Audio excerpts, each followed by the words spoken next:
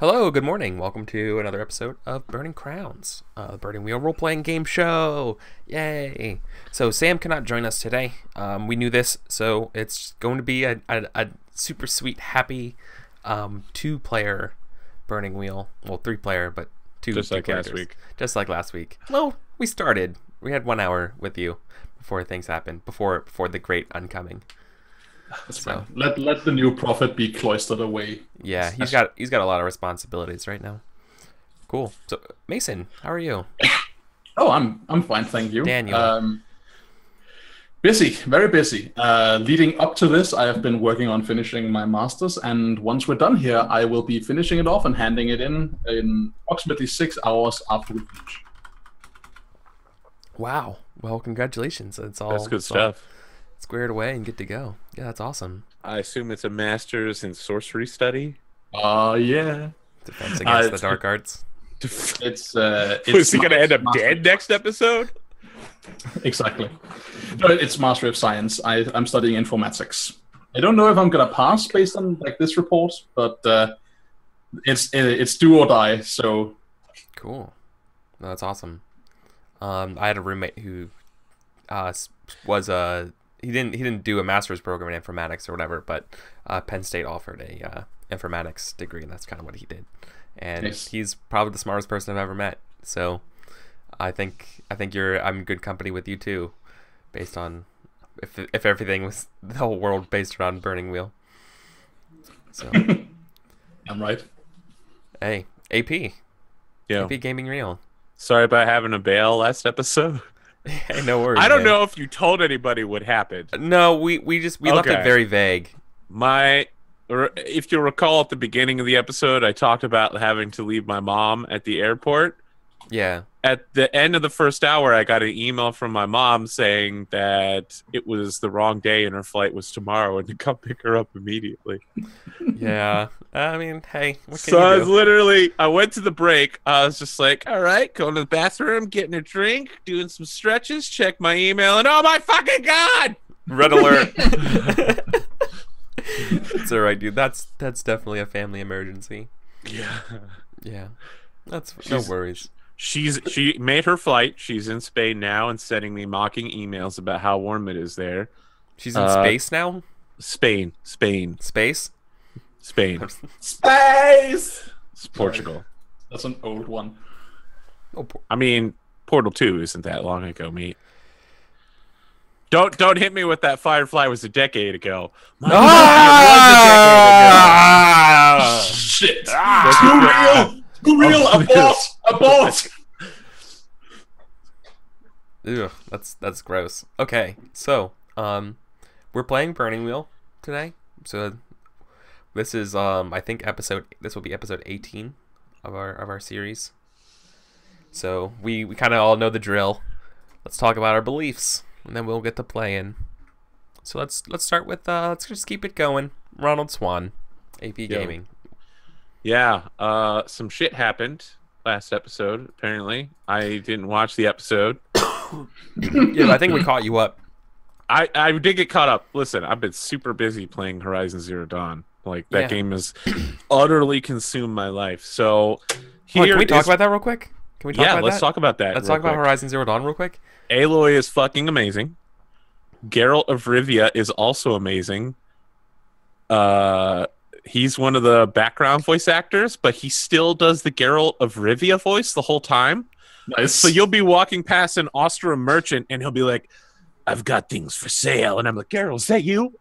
Oh my god! Wait, that's Geralt? Yeah, That Geralt. dude? Yeah. Oh, I know who you're talking about.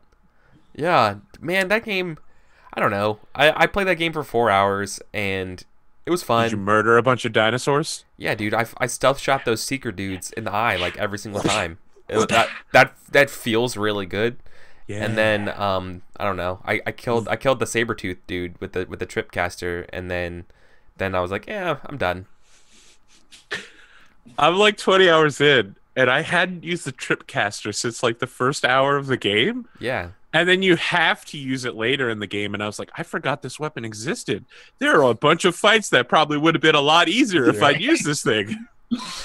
Honestly, I think that's the greatest fail point of the game. is that you don't need to use all of that stuff to I win the disagree. game. I think that's one of its best points. Is that you can just snipe everything? The whole point of the hunting trials is to let you flip up what weapons you're going to use and how to use them. I mean, that's the two schools of thought from the Arkham games, right? The people who use all of the items and the people who just parry riposte all game. Yeah. I mean, there are enemies point, where right? you literally can't sit there and snipe them. Yeah. Like no matter what happens when you're fighting a behemoth, they're so big, they have so many hit points that if you sit back and try to snipe at them, they're just going to use their giant fuck off pile of hit points to walk up to you and crush you. Yeah. Even if you use the same build the entire game, you're going to have to alter how you play to fight them. I still haven't even attempted a Thunderjaw yet. I saw a Thunderjaw rampaging across the countryside, burninating all these peasants. They were like, come help us fight him. And I was like, fuck it, I'm going the other direction. Good luck. I'm good. I'm good, fam. I don't want any part of this. Yeah. So it's a cool game. It's a beautiful game. It's very good. It's very, very pretty. Have you seen Meridian yet? No. Suzanne's there, but I haven't seen her actually in the city yet. Yeah, the main city, the starting area is very Skyrim-ish, and then you hit Meridian, and it's this like beautiful jungle desert. Nice. Pretty dope as fuck. Nice. Meridian is where the red-clad priest person is from, right? From the beginning of the Sun King dude. The only thing I've seen of that game is from the beginning, where the everyone's waifu, the red-haired fiery main character person, Aloy talks to a red-clad priest person, and aside from being like, "Yes, cults, give me cults," when I saw that, I was like, "This looks cool." And now you're berating him and being like berating him for his sexism. I dig that. Yeah, that's fun. I don't know that she's a waifu. Okay, she's 19. Let's age of consent. Oh god. She's just awesome. All right. She's just awesome. Let's leave it at that. Yeah. Anyways, no one else is awesome. I love how much you guys talk about Burning Wheel in our Burning Wheel Discord. During Burning Wheel chat? Yeah, other people have said that too. I can't pronounce his name, but Jeff Zeus. Yep. Yeah. Is that his actual name? I think. Yeah. I'm so bad. I was like, Suzu. Okay, Zeus. Yeah. He mentioned it before. Yeah. He was like, I wish I had players this committed to the game. And I'm like, I breathe this game. Yeah. You guys really do. It's really awesome. Speaking of Jeff Zeus, he played Jedi Blackbird with me on Friday. Oh, yeah. I saw that. How was that? Really good. That was incredible, actually. Did you write that yourself, or did somebody else inspired it? John Agard wrote it. Have you played Lady Blackbird, AP? I have read it. Haven't played it. Have you played it? It's Daniel? Harper's, right? I have not. It's a Harper game, right? Yeah. I highly recommend that game. In fact, I would recommend that game as if someone has never played Burning Wheel and they've only played D&D, I would actually push them towards playing a one-shot of that before getting them into like Burning Wheel or something, because it's very much like it's like somewhere between Burning Wheel and Fate, which is like what? But yeah, it's a really cool game where you can it's like, okay, to pass this obstacle, it uses a pool system, right? It's a pool system, 4, 5, 6 successes. To beat this, you have to like compile a pool, and you do that based on your traits and then tags in that trait, and you kind of use that to fictionally figure out, which is essentially like forking is. So it's like just a really good idea about how like, oh man, how can I get your help and forking stuff together to do something? And I'm like, this is literally how you should be thinking about building a die pool in Burning Wheel. So it's like and then it has like an extra like kind of like belief fate kind or like a fate-ish belief kind of mechanic from Shadows of Yesterday. Shadows of Yesterday, the Wilhelm March game. It's from there, I think. No, mention not the name of the Dark One. Okay. Oh dear. I've funded Project Dark. That was like a decade ago. He still has yet to release it. Maybe once a year he'll be like, hey guys, sorry I'm such a piece of shit for not releasing this game, but I've been busy doing something. Are you sure? Maybe next year. I'll have you know Firefly was a decade ago. I know it was a decade ago. There's something interesting about these No, Jim's searching. RPGs that are like tailor made for a very specific narrative. Like they set up their own the narrative of the game in the text of the game, like Lady Blackbird and this other game I want to play. It's called Bluebeard's Wife. Bluebeard's Bride. Yeah. Right. Yeah. I kind of want to get my hands on that too, like because it seems like there's some really strong design that goes into those frameworks that I kind of dig. Yeah, like no, we're all playing this game. We all agree we're doing this very narrow laser focus, and here's some really like tailored mechanics to hit those notes. Do it. Yeah, there's definitely something to it. Obviously, it's not the best for hacking for other things because it's very much like one track designed. But anyways, yeah. So what are we started this question on beliefs and what your beliefs are, and we've gone real we talked far. about Horizon Zero Dawn. I don't know that you know this, Eric, but it's a rule that we can't start actually playing until 40 minutes after the stream starts. Oh, are we playing roleplay rules this time around? I always play Marquis of Queenberry rules. All right, that's all right. Count Ronald's beliefs. Number 1. Apparently, someone has secreted my general off to a tower. It's time to save the princess before she destroys something valuable. I will get her free. The union between Natala and myself can be one of our strongest assets, and with her support, I will be Duke or more. In order to further pursue our relationship, we must find and align mutual goals. The time of Swan as the primacy of Rogarvia has come. I will find the Manning creditors and buy their debts, to use against the Mannings for legal actions of reclamation. With this smokescreen, I can delegitimize Kevin and build further support against him. I am responsible to the people.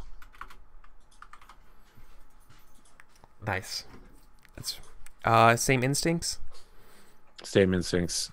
Including my new instinct of always offer those I defeat a chance to serve on my court. Yeah. Cool. And for Mason, I know you recently changed your beliefs. I did. I changed them in response to the situation, and I kind of wanted Mason to be more attached to what's going on around them, just like hovering around. So I made the following beliefs, and I'm mentioning the this first belief. AP Princess, save the princess. With that in mind, I am very pleased to say that my first belief is, for Brevoy to know prosperity, a worthy ruler must sit on the dragon scale throne. Paul Orlovsky is virtuous and fair in rule. I shall offer him my friendship and bid him seek rulership of Brevoy. My second belief, House Swan and House Orlovsky are seemingly at odds, causing strife within the realm. Ronald has the power to rectify this. I will convince him to extend the olive branch of diplomacy to House Orlovsky. And my third belief, which is presently it's a core belief, it's a motivation. I have no statement of purpose for it. I hope to get that early on in this game. It is by secret my craft, by virtue my path. It's a fate farm. Yeah, present. Like the core belief is, I want to attach something to that, and I'm thinking I'll then make up my mind about what that'll be after I talk to this harassment person. Yeah. Okay. Literally just going to be the movie The Craft. All right. So, let's start with AP here. Let's start with Count Ronald, because you had to leave, and there were some things you wanted to do. That's true. I mean, I do have my 10-part plan, but it also requires Sam to be here to finish that plan off. Yeah. Well, I think we should probably have a scene about. Would you have met with? Are we gonna have like the argument scene with Natala? Why not?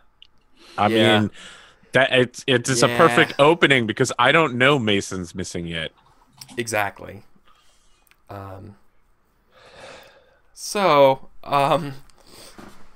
What? And by the way, I don't want to say that this is an argument scene. I would like to see this as a chance for us to reignite our relationship. Just because the sparks might be smoldering flames doesn't mean that relationship is already plenty on fire. Yeah. I agree. We're on the same Yeah, page. so she's really mad that Father Demetrius is now Prophet Sulius Aurelius. She thinks it's your fault. So, we're having that miscommunication. Or I will call it an argument, but you might think it's a miscommunication. I mean, she's gonna have to tell me about it because I don't know anything about it. So is it I'm No, you would have heard it. You would have heard this. Like this I is like think it would be better if I hadn't heard of it and she's explaining you're it in to meeting. me right you were now. you were like in meetings all day. So you come in. All right, you come into like her bedroom, and like a knife like flies above like the door, like ready and This being is like normal. It's like you cur. How could you let my brother give up? And renounce the House Tova. You know how weak we look right now? And she like is like throws like the strategy papers across. I want to give you a chance. You here, just 'cause walked into this like a wasp nest. You said brother, but I'm hoping you meant cousin because Cousin, otherwise yeah. I'm gonna assume that Yeah. I meant cousin, Nikolai gave up. Oh his shit. claim. That I would have been like, wow, this is a very different campaign now. Okay. Yeah. I'm just gonna like casually take It's the your knife. fault. And she's like it's like your fault. Like this is bad. I do take you the do? knife and I just go over and start like slicing some cheese at the table that has wine and cheese out and sit down very calmly and I'm like, Natala, would you like to join me? I'm afraid I don't have any idea what you're talking about. Oh, that's like the worst thing you'd ever say in someone who's really upset right now. No, and she's gonna like try to knock away your food. She's like, how can you sit there so calm like this? Look what you did. I don't even understand what it is I have or haven't done yet. Demetrius is no longer a Sertova. He's going by Prophet now. Yes? Well, fix it. I don't know what game you're up to. But I have nothing to do with this, I assure you. Why is it a problem, Bullshit. however? Bullshit. My cousin is too stupid to do something on his own. You put him up to this. Yeah, I just start laughing. Your cousin is a very ambitious... You know how she is angry but delicately puts easily swayed he is. Your cousin is an extremely ambitious man, constantly reaching for power, something all of the Sotovans share. I don't have to put him up to anything, and I have no idea he was going to do this, but how does this impact you negatively? I'm curious. She, Doesn't your family only gain power by this circumstance? From where I'm sitting, your enemies will assume he's still working for you. Your allies will assume he's still working for you, and the only people who will care are the common folk, who will love to hear that a noble of the royal bloodline has given up his noble title to become their prophet. This only makes you look good. She like takes a bunch of papers from her desk and she goes to the fireplace that's going right and being like contingency, and she like describes something about founding of the kingdom for Sertova to the south. Throws it in the fire. Contingency, but throws it in the fire. And she gives she just rattles off these scenarios, being like, "This is all of the work we've been doing is gone now because they just threw this wrench. This is a wild card play." If you think this is a wild card play for you, imagine how it is for the other houses. The other houses aren't trying to become the rulers of Brevoy. The other houses are trying to become the rulers of Brevoy. They just aren't very good at it. From where I'm sitting, no one is as good as you, my queen. I somehow doubt that this will affect you heavily in either direction, but it can only be good for you. Whether you like to see it this way or not, you now have the full backing of the Abadarian Church. You're sleeping with the Chosen One. The prophet is your cousin. Whether or not he has renounced his title means nothing to anybody. He Maybe still to knows someone who his like family you, is. but to the Sertovus, family means something. Indeed. To renounce your house is a egregious offense. I believe that you are looking at this in a way that is clouding your judgment. I saw how my cousin behaved in the jails. He is overtaken by this stupid faith and has lost sight of what's important. He's not an asset on your ledger, Count Swan. I don't see him as He's an a asset liability. on a ledger. He is a trusted advisor. He's a and I'm liability. glad you bring up the jail. He's a liability, and he needs to be dealt with and getting off the books. He is no liability. He is one of your greatest strengths. As he proved at the very jail. He showed the entire city the power of the Sertovus and of the Abadarian faith. Thousands knelt before him as his neck was turned from iron to gold. From iron to gold. Even an alchemist cannot do that. Only a god. Only a god. A god who listens to him. He says he has given up his title, but do you believe your cousin to be anything less than completely faithful to the Sertovans? Do you think he'll suddenly stop listening to you just because he's the prophet? Do you think he'll stop listening to me? I'm the chosen one. Okay, chosen one. Here's what you're going to do. As you know, she says it condescendingly. I mean, at least she's not throwing knives at me anymore. Bring Demetrius to me. She refuses to call him by the prophet name, right? Bring Demetrius to me. If he's so powerful, I want him to bestow me with blessings and gifts of grandeur. And if he fails to do so, if you fail to do so, we're going to have problems. Why do you need gifts of grandeur from him? I can buy you I those want things. to see what this asset, this greatest asset, as you describe it, can do for me. Other than cause me headaches. I will wield him then like a sword. Bring that sword to me. Might I offer a counter proposal? Allow me to wield this sword, and I will bring you the blessings and gifts of grandeur that you need. He is my greatest advisor and the chief of my court. Wherever I go, he goes with me. You wish a gift of grandeur? What is the debt that the Sertovans owe? I will find the money to pay off this princely sum. Wipe away your debts. Clear your creditors. Good, then do that for me, but I don't care what your relationship is with my cousin. He is my cousin, and we're closer. I will work directly with him. Bring him to me. I will yield him. I will not let you. It will not be done through you.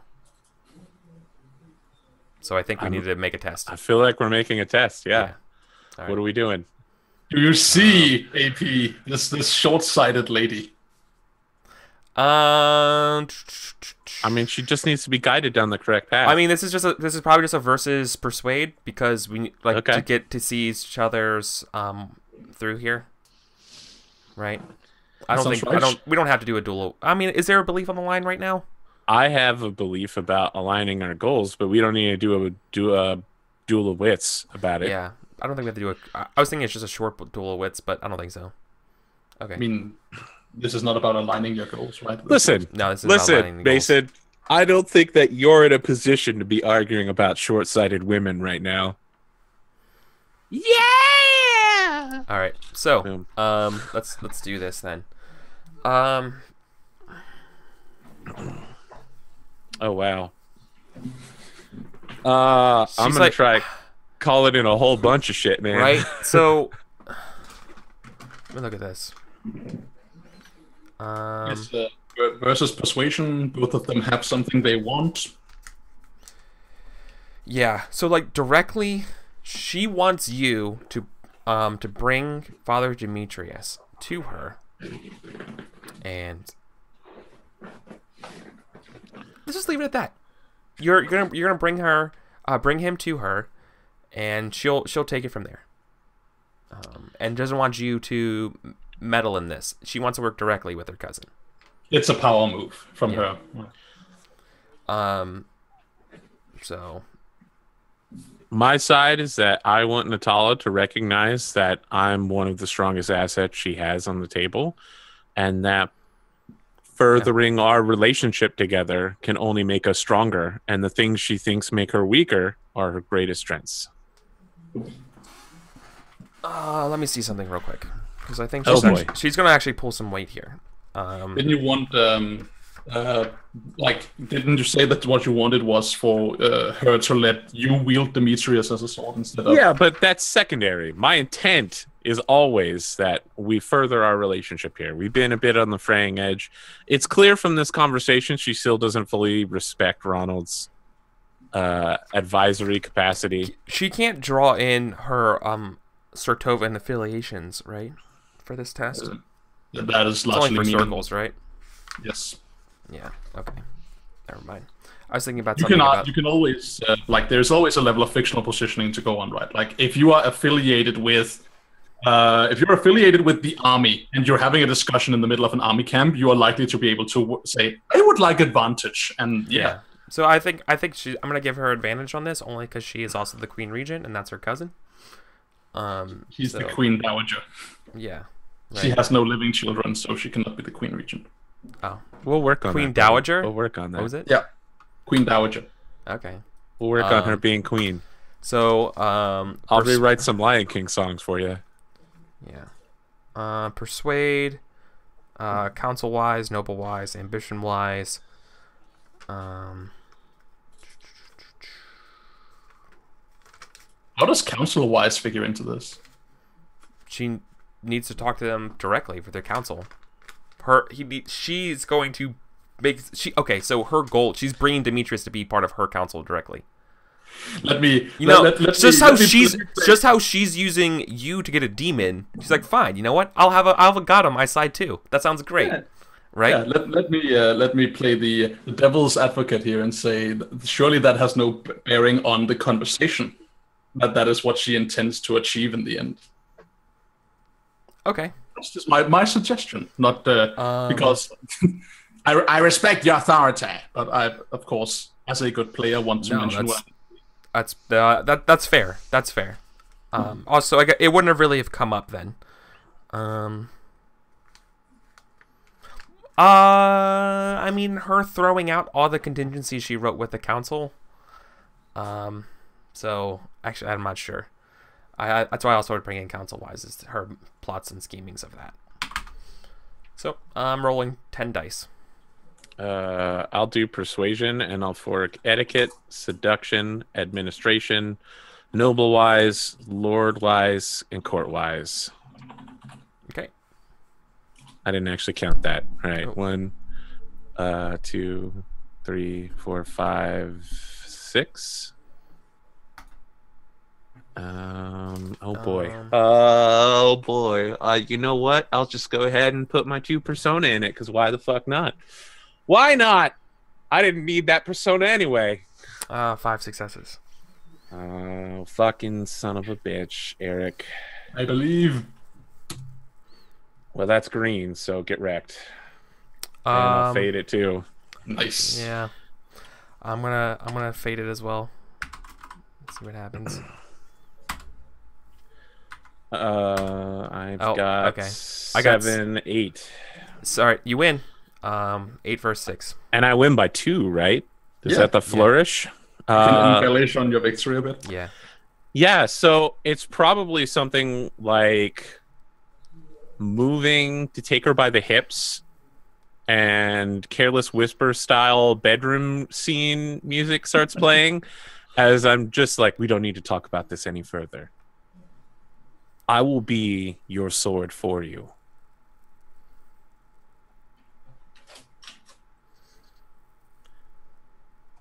I'll be your sword. Never gonna dance again. Yeah, okay. Gonna go ahead and mark that belief is done. That's a good one. Okay. Yep. You should also take note that you just put 2 persona towards that belief. All right. But then, okay. When we talk traits. Just so she understands, and she believes that you're going to still talk to Father Demetrius, but have him work through you to help her. Right? Yeah. Okay. I mean, I'd love to. And so I think probably then the end of this scene before we go to Mason, maybe it's something. I'm sorry. What do you want to add? I mean, at some point, I want to have further conversations with her about our plans together. This was just like, hey, don't murder me real quick. Yeah, this is the starting part. I don't know what's going on. This is the starting port, and like where the scene closes before we go cut over to Mason is like, okay, let's honey, let's stop throwing about knives that at me. and about those debts or whatever, and then we cut over, right? Yep. It's cool. So, yep, let's go back over to Mason. So Mason, you've circled up the head of the church for Pharasma, right? I don't want to. Don't want to claim responsibility for that. I just told the queen that if she wanted me to stay in that fucking tower, she would have to get me the head of the Church of Pharasma. Yes. And she pulled through. Yes. Yeah. Okay. So,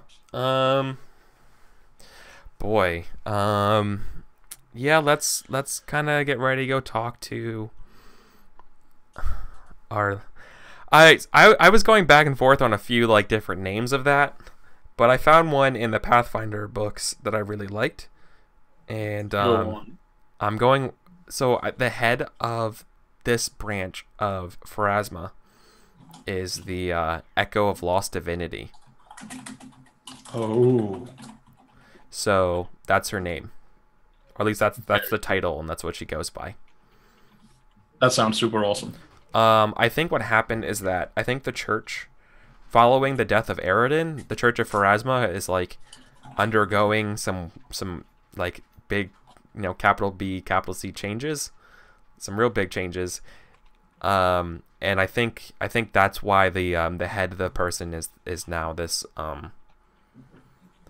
They're not exactly sure what prophecies are true and which ones are false anymore, and so like just a background of what Pharasma is, and that's why the head of the church is now this echo of this. Hey, this is how things were supposed to be. Yeah, sure. We have like so they're called the Echo. It's what happens when like giant sweeping divine calamities intersect with multiple dogmas. Yeah, exactly. So that's why they're called the Echo. Cool. So I think the scene is probably set in like in the second level of the tower, in the office space that is made on that level. Yeah. Okay. Sure. I'm so like they're already there, right? Okay. So I imagine somebody wearing very long, I guess like almost, I want to say almost like Greek, like I'm thinking like very much like the not a toga, but like I'm thinking like very like white colored robes with like touches of gold and black, but not like Orlovsky kind of like setup, but more like like the patterns of like a Greek, almost like an oracle kind of like would wear. I'm picturing something like that.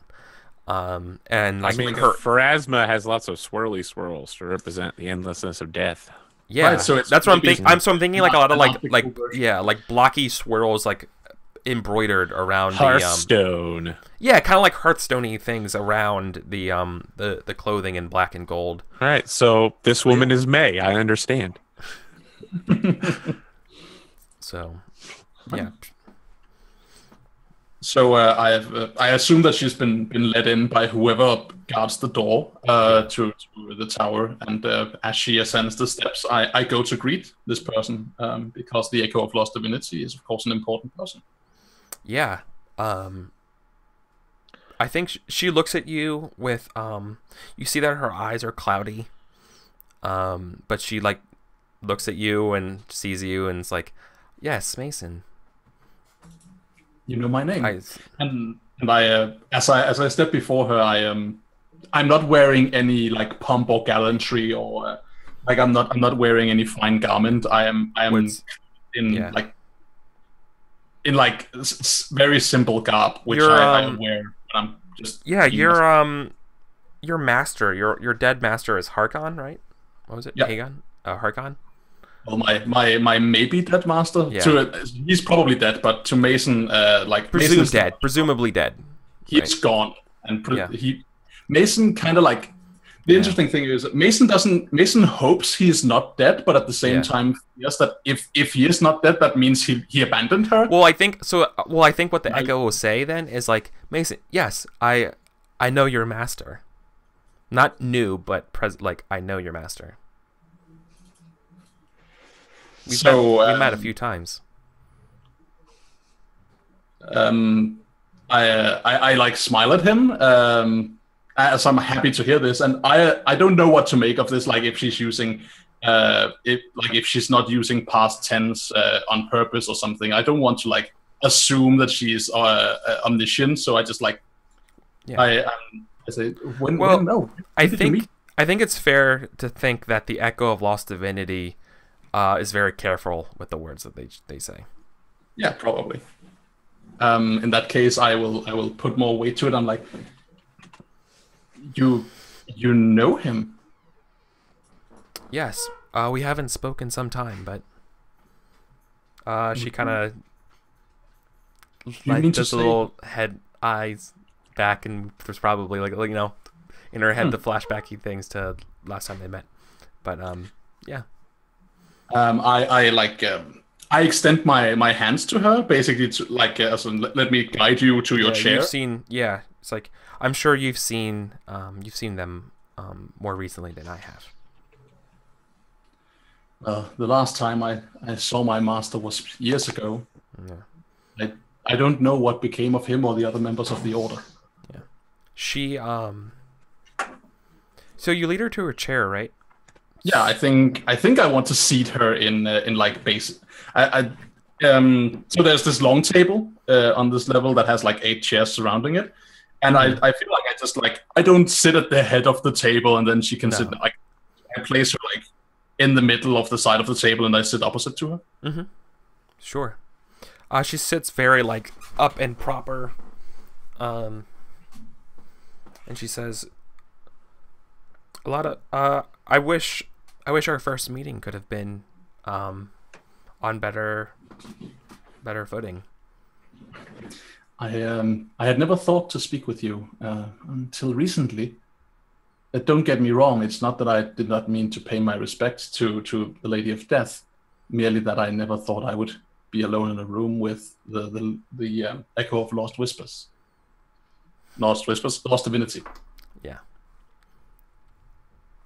Well, that's a fate very few people want.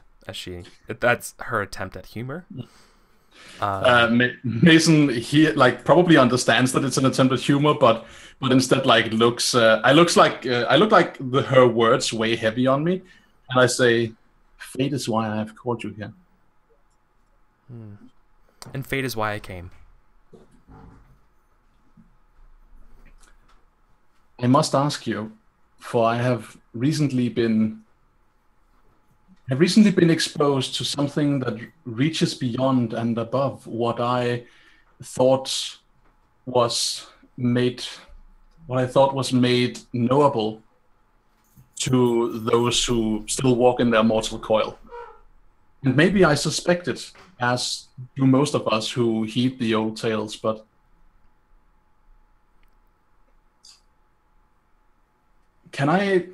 if I was to speak with you here now of things that I wouldn't speak of to anyone else, not unless pressured or unless driven by a higher cause, would you be obliged to share it, or would you keep your silence?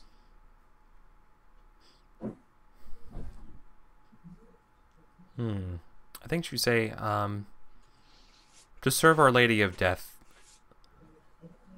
many secrets are kept. Some are revealed. I guess I have It's not. no right. It's not me to. Yeah. It's not me to say. To control what destiny has I awaiting. guess I have no right to demand silence of you. For truth be told, I am so confused and so blind wandering in this darkness that I find myself staring into, that I have no choice but to elicit your counsel and simply hope that things turn out for the best. I was recently in a position that I did not think myself to be in. Positioned in front of a holy tome, a scripture that I didn't know existed, and that I believe many people are not aware exists. And I was put in a position where I might glean into the pages of this tome and read from within it the secrets contained, the word of the gods. You speak from the books of the prophets. I nod in acknowledgement of what she's saying. But in my looking into this, I saw deeper and further than I believe others before me too She have. crosses her legs when you say this, like, doesn't stroke her beard. She's just like, For it seemed to me in that moment that I cleft truth from form, and was made able to pierce the veil of mortality and behold the will of the gods. And in that moment, I took from Providence prophecy itself and beheld the future.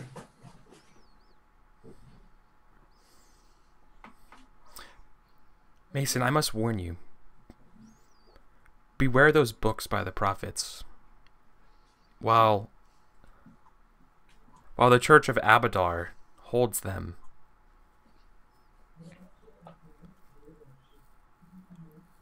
it's not always the case that these prophets are of Abadar. Sometimes the God's messages, their signals are mixed. Sometimes who you think you're talking to is not always who they appear to be. It wasn't that I spoke to anyone, though I take your warning in good faith. It was more that I beheld something I was not... saw something. I saw something I see. Like, or I was like, I understand. Okay. She was thinking that you had a communication with a god. Yeah. And like, whoa, hold on. She's like, be careful. That's spooky. Yeah, okay. No, this is okay. And in my vision, I beheld what I know in my heart of hearts to be the future. Yet I was not confronted with any image of place or person, time or being that I knew of. And yet I know in my heart of hearts that that thing I saw will come to pass, though I know not when. And so I must ask you, is there any truth to the matter of fate?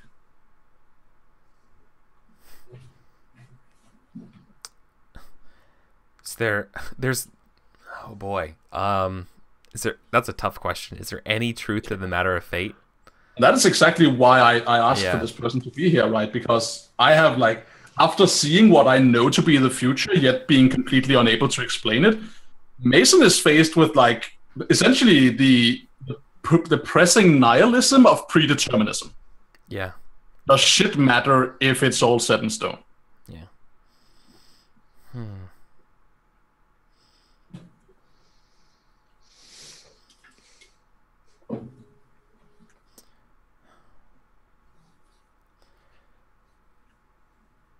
Yeah, I think she takes her time. The world we experience is like a river. But the river bends, it forks, it changes, but always proceeds through a direction to a absolute destination.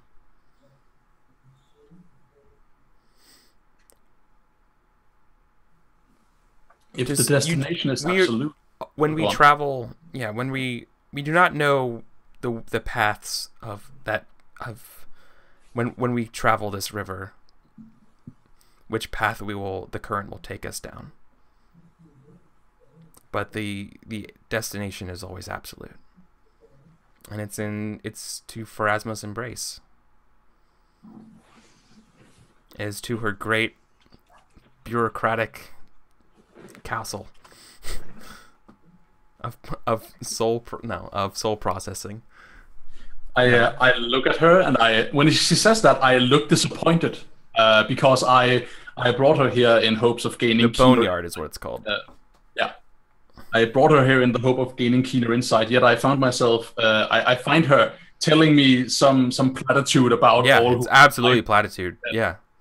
And I look at her like she can see on my face that I'm not satisfied with the answer, right? And I'm like, and absolutely. And if it helps, her expression is one very much of like she's keeping a lot from you, right? She's wrestled with this question a lot, and it's like asking a teacher about like a really complicated subject matter that they've been studying in a PhD forever, but you're like a first grade student, so like.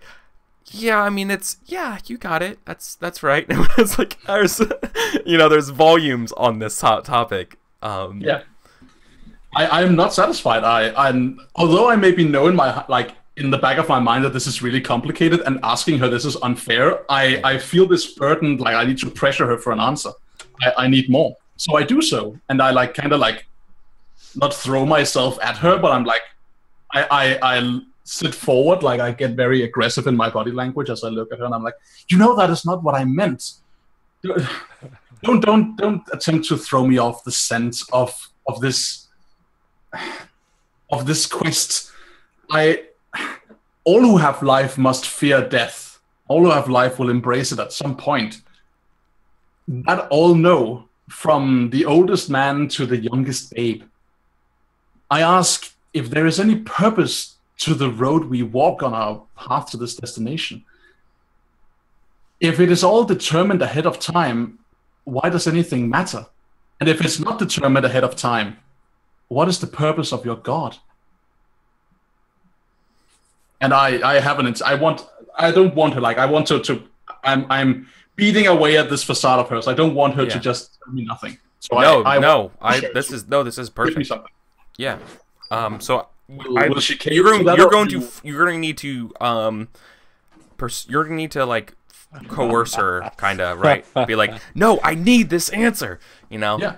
You want the truth? You can't handle the truth, kind of thing, right? Like, I need you to make a role here. I need you to forcibly, with conviction, get her to answer. Right. What orb am I looking at? Should it just be her? What you're using interrogate? Is interrogate also against her will? I think so. All right. Well, her will be. Let's find interrogation to make sure. Yeah. I feel like what I'm doing is interrogating. That makes. I mean, I think so too. But her will is 6. Yeah. Holy shit! Fucking dude, she's the echo of lost divinity. The will exponent of the person being interrogated plus any traits plus situational disadvantage. Do you have any? I'm not sure if you're at disadvantage or not here. I would almost say he's at advantage because she was summoned here by the queen to have this conversation. Yeah, but this means she has to give you a satisfying answer. Yeah, I feel it like should be somewhat scary for an interrogate. Like, the queen brought you here. I want to argue that I'm at an advantage, not because of the circumstance that she was brought here, but because I have told her that I have indeed gleaned truth. Like I have seen a vision, and now it is more important that she pay attention to what I'm asking. If I was just some schmuck off the street, you're literally looking to be like, I've seen things you wouldn't believe, man. You have that. Really, you have the fire that. Ships. Okay, yeah. No. Oh, okay. I was thinking more of Apocalypse Now, but that's fine too. I mean, I need to watch Blade Runner again because the fact that I didn't immediately spout that entire quote is actually like hurtful to me. Okay. But yeah, I want to do that. Yeah, So- no, I'll give you advantage that it's almost like her sympathy, in a way. Yeah. And like she should be able to relate to this. Yeah, So here exactly. we go. And I rolled before I asked what the consequence for failure was. I'm sorry. No, that's fine with me. It's the consequence for failing. Boy, Do I have to prove myself worthy of this knowledge in some way? Wasn't this doubled too? no. Yes. So I 2 versus 12. Yep. I think this is going to be even worse than that. Let me go find the right clock. Yeah, there's a Doom Prophecy clock. I'm just going to tick that up. So here's the problem.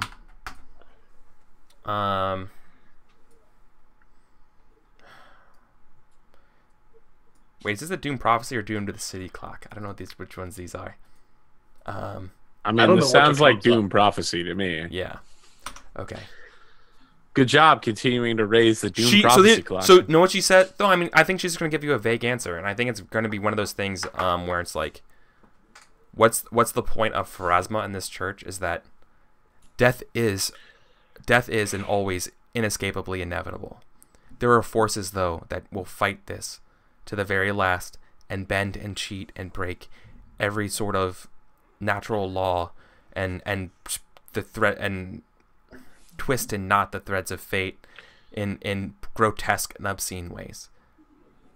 But if death is inexorable and cannot be denied, These are then there is no need for such a church. But for the seeking of answers, that you are denying me, and I do not know why. the preservation of the threads of fate against the malignant forces. And she says that in a very like what's the word when you deliberately call something by a euphemism? It's a euphemism. As in, like, these are some bad motherfuckers, right? Is really what it is when she says when against malignant forces. Oh, I totally know what I take away from what she's saying. Yo, and then like we cut like when she's saying this, right? We cut back over to like your vision of like this gigantic cyclopean like emperor thing going like you know, and we cut back over like I imagine like Marvel's Colossus kind of thing, right? Like like this gigantic individual with that stone crown and, you know, and the runes and the fires and darkness and shadow. And it's like, yeah, there are things out there that are really bad that want to fuck up everything else, and that's what we do. We stop them, right? We make sure these we try to belay these prophecies. So, but she doesn't tell you that. She doesn't tell you that. She just tells you we're protectors of on the wall of fate against, you know, the wall of destiny. Sure. So I hear that. But what I'm actually like, she says that they're safeguarding the threats of fate and so on. Yeah. What Mason is hearing is they're hearing her point fingers, because I know what Mason says. Like Mason assumes that she means to guard fate from sorcerers. And I think Mason like stands up, pushing out the chair, and like her hand slams down on the table as she does so, furious with anger. Like. I shout at her. I say, "Are you accusing me? Me? You knew my master. You knew, apparently, you claim to have known my order. I would never meddle in necromancy. I would never be guilty of the death arts. Not for as long as I believe the path in front is the virtuous one that is guided by the light that is within all living beings. Yet you sit here and chastise me, though you know me not. I have seen the future and the threats of fate that you speak of, and they lead to doom and they lead to woe. And you will not aid me in my understanding of these things, or understand if they can be prevented, circumvented, or if they must be embraced. What must I do to prove myself worthy of this knowledge that you hold from me? For I do not know that I can spend a lifetime gaining the favor of Pharasma for this purpose. For the vision I have seen could as easily be from a fortnight from now. That is, oh boy, that's what it is. So that's what your problem is. Okay. Yeah. You think the Okay, let me think of how she's actually going to frame this, because I know what she wants to say. She wants to talk about your arrogance in thinking that you can demand these answers and these revelations to serve yourself. Like, that's how this works, right? And I'm trying to think of exactly how she's going to say, like, the hubris of demanding answers and thinking that you are entitled to such things. So I think she's going to just be like,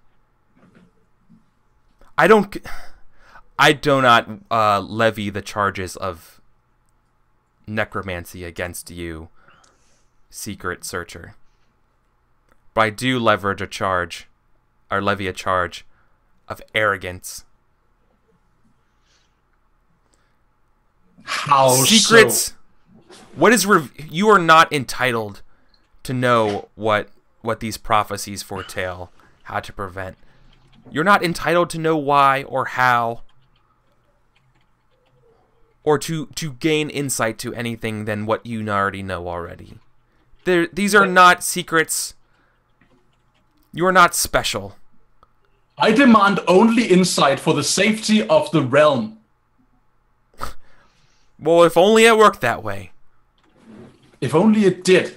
But I would rather ask the servants of Pharasma, whom I believe to at least be proficient in the truth-speaking arts, whom I believe to at least hold some answers to the question of prophecy, than I would delving back into the mists of divinity to reap once again the truth of the world from the hand of the gods themselves. Must I steal from Pharasma to gain answers, or will you give to me what you should give freely? Watch your tongue. You do not get to steal. Like, nobody steals from Pharasma.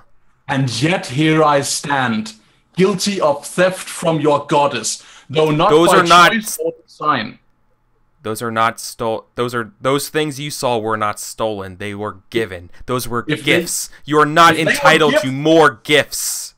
If they were gifts, you should not withhold this information from me. For then you have no choice but to accept that the will of your goddess is to grant unto me this knowledge.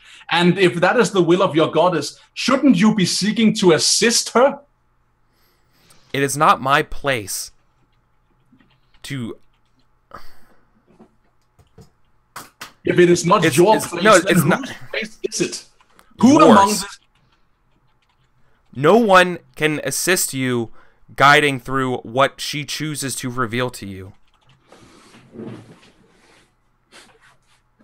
I look at her scornfully. The anger that I feel has not subsided and is still present in my face. Totally. And I look at her with scorn. So do nothing is your choice. I come to you bearing questions. You give me only more questions. You try to blow me off with platitudes instead of imparting to me anything that would be useful. I ask again, what is your purpose? And this time I'm to dismiss you. Yeah. So yeah. I mean, so here's what you. Yeah. What's your purpose? Yeah. Are you making? Yeah. So are you making a? This should probably be a roll, right? I don't know. You're trying to. Go on. Oh well. Okay. Now, is this actually still binding to your interrogate? Because I think what I feel she's like gonna. You just did it right? Yeah. So I think the big thing now is that I think she's gonna dismiss you, but intimidate. She's gonna intimidate you, being like, what you see and everything is so small to the grandiose scope of things, and the problems that us as keepers of Pharasma have to deal with. A scoff. So yeah, I think, or is this actually just an ugly truth test? I don't know. Like, what are we doing here? I want her to agree to give me this stuff. So if I cannot convince her to tell me outright, I wish for her to give some kind of condition so I can earn that knowledge. But if she will not, if I cannot do that, if she will not give me such a condition, then the question is just how she means to end the conversation. Yeah, it's to intimidate you, to be like, you ask no further questions, essentially, is what she's going to do. And Cool. she's going. I think what she's going to say is, I mean, the ugly truth is that war's coming to Brevoy. Many will die. There's no way to stop it. I lean across the table and I look her in the That's eyes. it. Look her in the eyes, and I say to her in response to what she's saying. And when I say this, I say this with the full weight of what I've seen behind me. But like I impart through my words the gravity of my vision. When I say to her, worse than war is coming to Brevoy. Well, I mean, she meant the same thing, but that's fine. Yeah, she's like, it's like, him is coming. There is something waking up again. The same thing waking up that's causing your powers. During the unraveling of Eredin, prophecies we once thought were guaranteed were no more. The threads of fate are being rewritten as we speak. You can take hold and change certain threads if you can find them. I'm still fuming with frustration at this person, but now that But the picture, yeah. Now that it seems that she's giving me what it was I asked for, that it seems that she is telling me. But the picture always, she's like, you could try to steal these threads and stuff that you want, but the picture is always that Brevois is at war. Right? That's what she's getting at. It's like, it is kind of defeatist. It's like she is kind of revealing that it's kind of like defeatist. So I don't know whether to call your fatalism myopic or just tiresome. I don't know that you are right, but I cannot assume you are wrong either.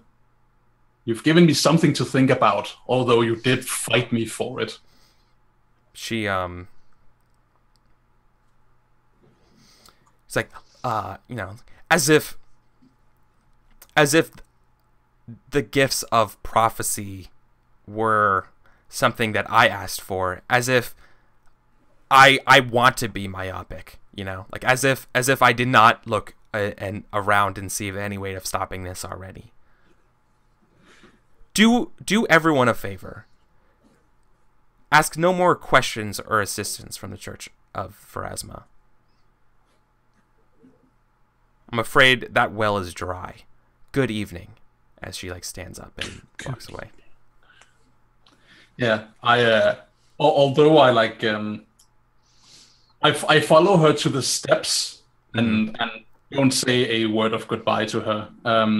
It is more like something I do automatically than I mean to do a courteous gesture. And as she leaves, I turn in frustration and I smash something. Something made of earthenware just like goes flying across the room. And I look out the window in frustration. There's a crash. Yeah. And I'm like, oh gods, damn this. Yeah, there's a crash of a broken plate hitting the wall. And that's where we go to break. So, that was nice, guys. That was good. All right, so we'll be back in 5 minutes.